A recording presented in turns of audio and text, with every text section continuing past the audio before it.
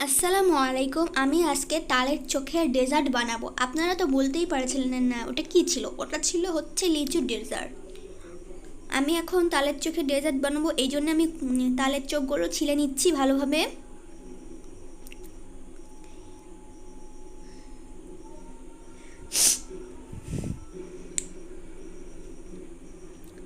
এই দেখুন আমার তালের চোখগুলো ছিলানো হয়ে গেছে। এখন আমি ছোট ছোট করে তালের চোখগুলো কেটে নেব।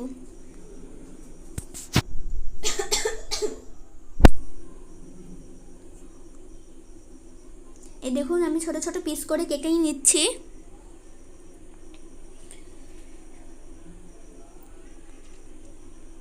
এই দেখুন আমার সব কাটা হয়ে গেছে প্রায়। এখন আমি এই তালের চোখগুলোকে চিনি দিয়ে সিদ্ধ করে নিব পরিমাণ মতো, মানে আপনাদের স্বাদ মতনই আপনারা চিনি দিবেন। আমি আমার স্বাদ মতন চিনি দিলাম। আর এখানে আমি দুধটাকে জাল করে নিচ্ছি। তার পাশে আমি সাবুদানা দিয়ে দিব পানির ভিতরে। এই সাবুদানাগুলোকে আমি সিদ্ধ করে নিব ভালোভাবে। এখন প্রায় বলক চলে এসেছে হালকা হালকা। আমি ভালোভাবে নেড়ে চেড়ে নিচ্ছি, এখনও ভালোভাবে সিদ্ধ হয়নি।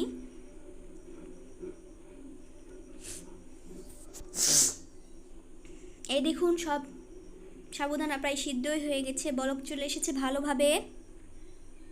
কিছুক্ষণ পরে আমি আরও ভালোভাবে নেড়ে চেড়ে নেব। এই দেখুন আমার সাবুদানাগুলো সিদ্ধ হয়ে গেছে, কি সুন্দর পানি পানি কালার হয়ে গেছে।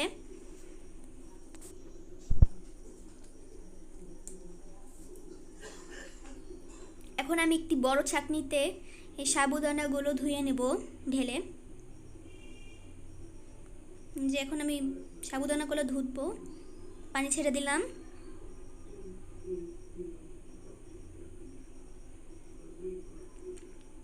আস্তে আস্তে নেড়ে নিচ্ছি।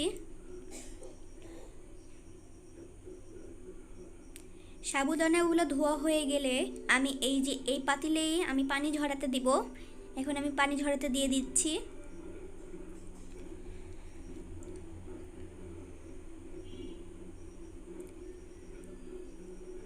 আর এই দিকে আমি ব্লেন্ডারের ভিতরে কচি ডাব দিয়ে দিচ্ছি।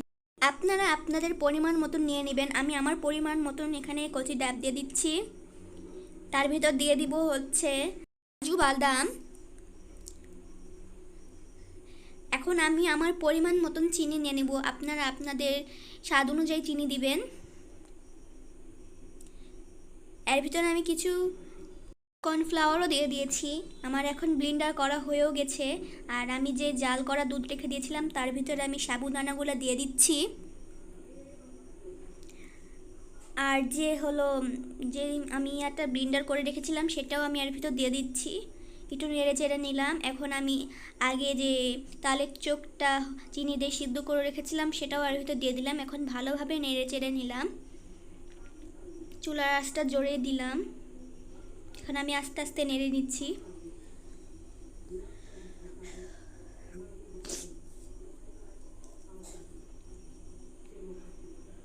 এই দেখুন কত সুন্দর, মাশাআল্লাহ। আমি ভালোভাবে নেড়ে নিচ্ছি যতক্ষণ না হালকা ঘন হয়ে যাচ্ছে।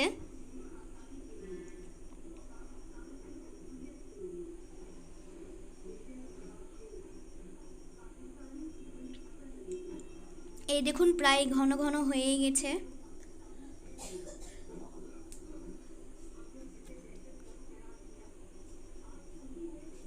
এখন আমি আবার একটু নেড়ে চেড়ে নিচ্ছি। এই দেখুন বলকও চলে এসেছে। দেখুন কত পরিমাণ ঘন হয়ে গেছে।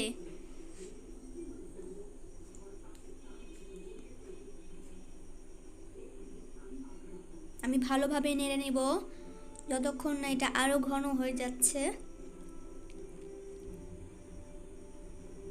এই দেখুন কতটা ঘন হয়ে গেছে, মাশাআল্লাহ অনেক ভালোই হয়েছে। এখন আমি এটিকে ফ্রিজে 1 ঘন্টার মতন রেস্টে দিলাম।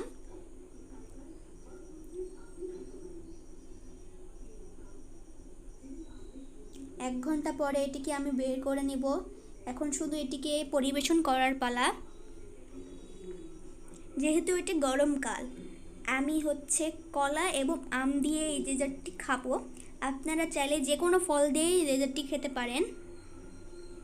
দেখছেন কত পরিমাণ মতন এটি ঘন হয়ে গেছে।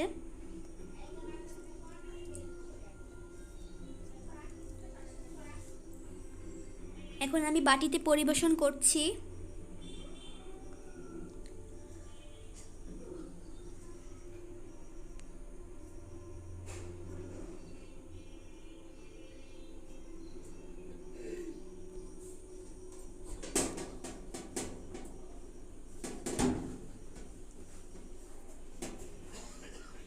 এখন আমি এর ভিতর দিয়ে দেব কলা।